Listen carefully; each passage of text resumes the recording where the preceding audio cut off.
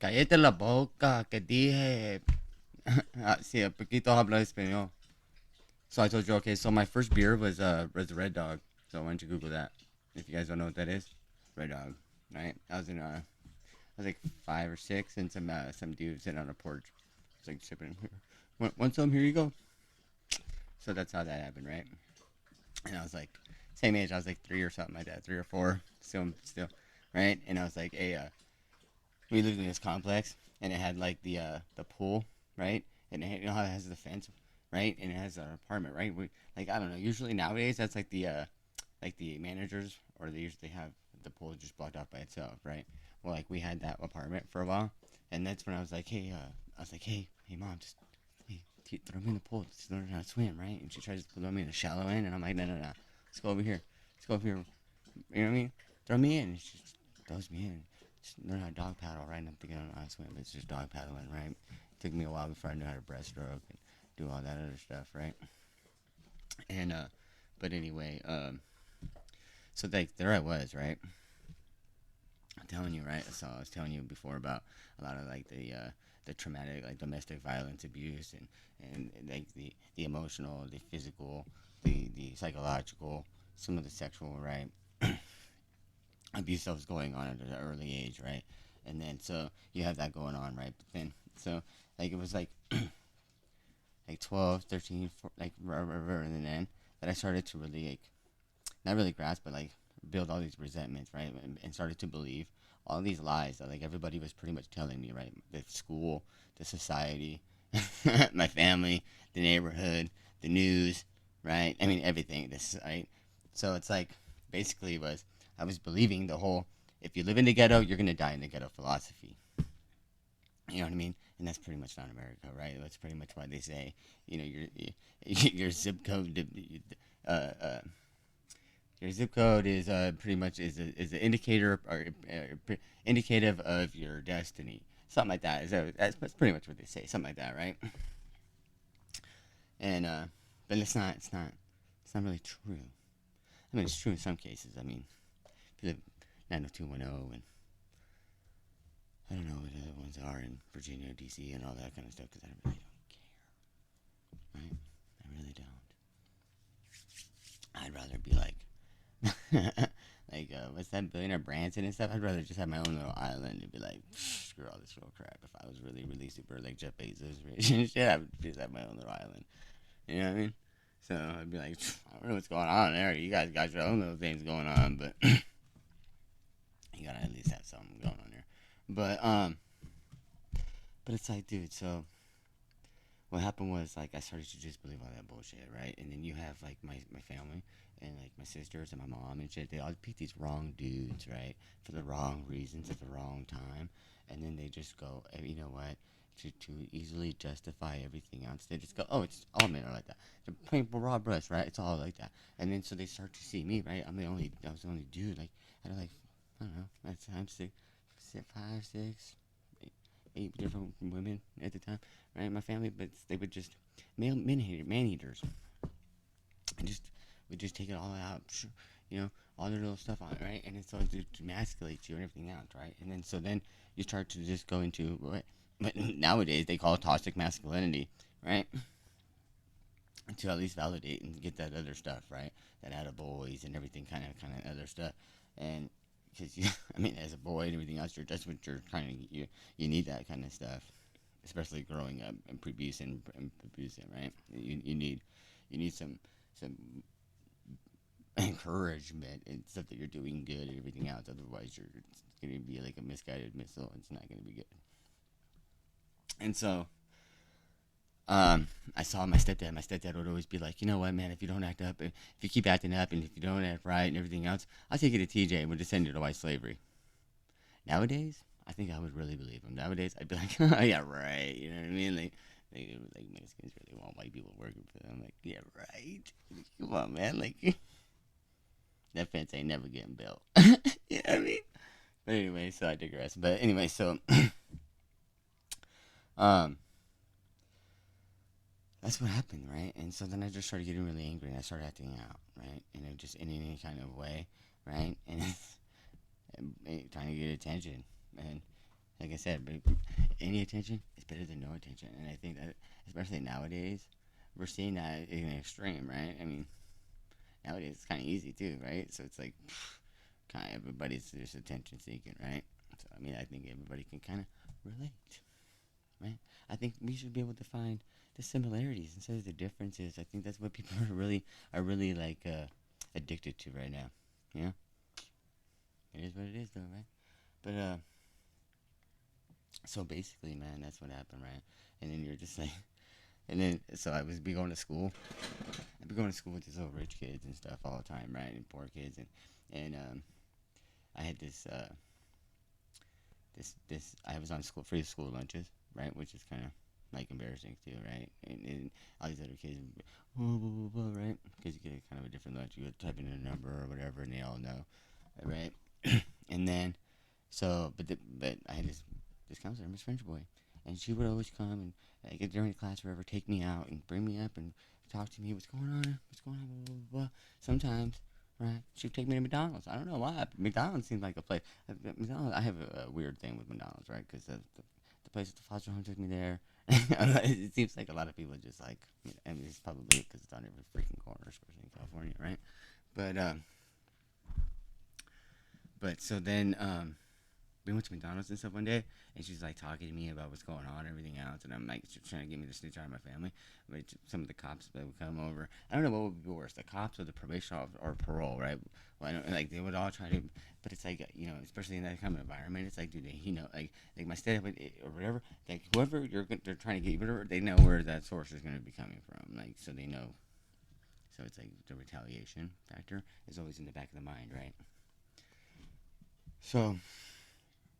But one day she bought me shoes and stuff because I had like really beat up shoes and I mean, can't afford lunch, can't afford nothing like that, right? And so she bought me shoes and took me over there like that and wanted me and was like talking to me for like almost an hour, like trying to get me to just. But it was cool. But she ended up really befriending my whole kind of family at that one time. It was really interesting how that works out.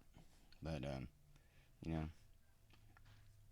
which is weird because now you think about school and how school's been off for a year and a half. Think about all the preventive abuse that could have been happening or been known about that's not happening or that's escalated because it could have been prevented, but we in our ultimate wisdom decided to not let that hop on. Anyway, so but think of the children. It's always about the children. But so I started to just internalize it all, right? And get really just angry. And instead of like taking some accountability of like what I was doing or what I could have done better or to make the situation better or to just accept what it was for the moment. And it's like, as they say, this too shall pass, right? It was just in that moment though, everything, especially, when you're just like survival mode and everything else, right? So you're just thinking about just, oh my God, I got to leave the situation. I got to leave the pressure, right? Or leave the pressure. And so I think that was my main sort of process of thinking. And so then it was like, okay, well, what can I do to make this feel better? Oh, well, the world's out to get you and the world ain't going to make me any better. Well, then I guess I got to just go to war with the world, right? And so that's what I did. You know what I mean? And so I just started to just, and it's like, I just, like, if you were doing better than me or whatever, I would just go, oh, okay, but then I'm just going to get over on you, right? So then I would go to these rich kids in school and be like, oh, you guys like CDs and stuff like that. Oh, you guys want this. Oh, you guys want tech decks. Oh, you guys like all this other stuff. Well, give me a list of what you guys would like and like a price that you guys would be willing to pay for that kind of stuff, and we'll work something out. And I would just go and I would procure these things illicitly, right? And then I would come back and then I would make a big profit, right? I had a little black market ring going on for a long time, right? Making a lot of money, this kind of stuff like that. It was nice, it was cool. And then I ended up getting busted and getting expelled from that school. And I had to go to a different school for a while.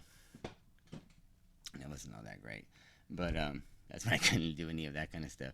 But then I met other kids, and the other kids started becoming more of a bad influence because I started to talk about what was going on, like bragging, being all braggadocious, like brr, and they're like, "Oh yeah, well check this out. You wanted this, you want to went up, and check this."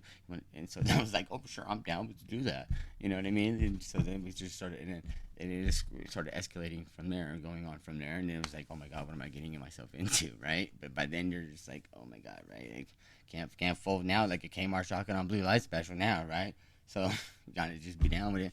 So that's what I was doing.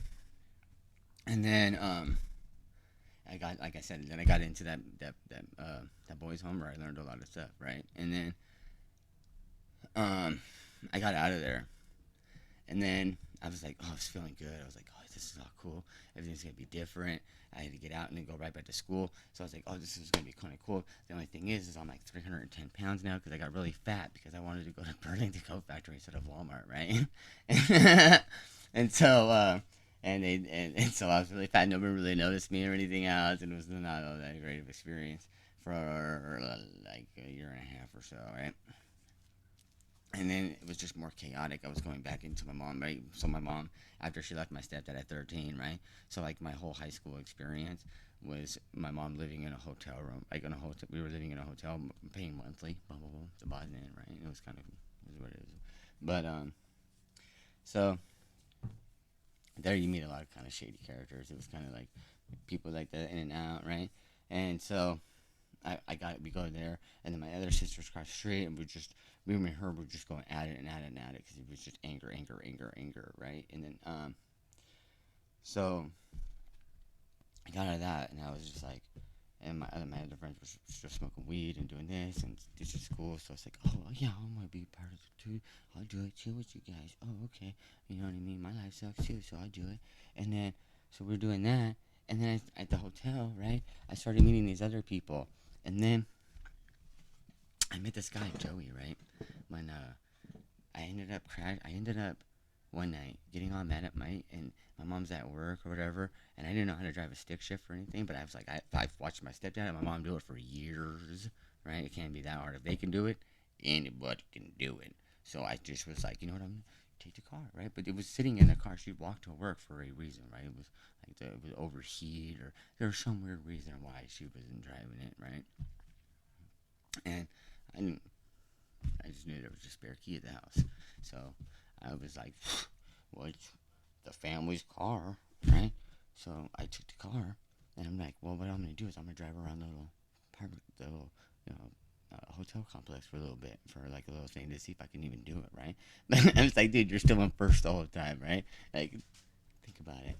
And so I do it, right? I'm like, oh, okay, I can do this. So I start going out, and I'm driving that whole day. I'm like, brr, right? I'm stalling the whole time. People are like, get the, you know what I mean? Like, calm down. That was not fun. It was, but it was sweating bullets the whole time. Finally, like by the end of the day, I'm like getting a hang of it and everything else. And I go to pick my mom up from work, right? Because she was like, oh, they call me, hey, Valerie had come, and they reported the car stolen, so cops were looking for me. I was like, oh my god, no, this is not great. So I had to come back and pick her up. I was like, no, no, no, no, it was me, it was an accident, blah, blah, blah. And it was all, right? It was, yeah. So then, and then she goes in, right? And I see my friend's dad. And he's like, oh, yeah, he's looking for you. And blah, blah, blah. He thinks that this is happening. And blah, blah, blah. Like, oh, I'm hyperbolic or whatever. And I'm like, oh, my God. So while my mom's going to go get her purse and clock out, I take off, right? And I go and I'm like trying to find him, and I can't find him. And I see him. I see my other friend at the gas station. I pick him up, and I'm going. It's starting to little rain a little bit, and I'm hauling ass down the street. And he goes, oh, I think that's him right there. And I go to turn. There's the yellow light. I go to just turn. I'm not really stopping or anything. It's just drifting a little bit, and all of a sudden, boom! He hit the telephone pole, totaled the car and everything. Right? I ended up going to juvenile hall for that. Right? And I was like 17 or so, and I ended up going to juvenile drug court.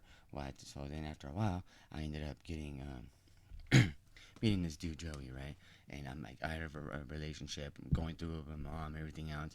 And then he's like, hey, like, just smoke, hey, want to smoke some weed or whatever? I'm like, yeah, sure, come on in the house. Nobody's there. We're smoking weed for a minute. He ends up giving me $50 right there just for being cool like that.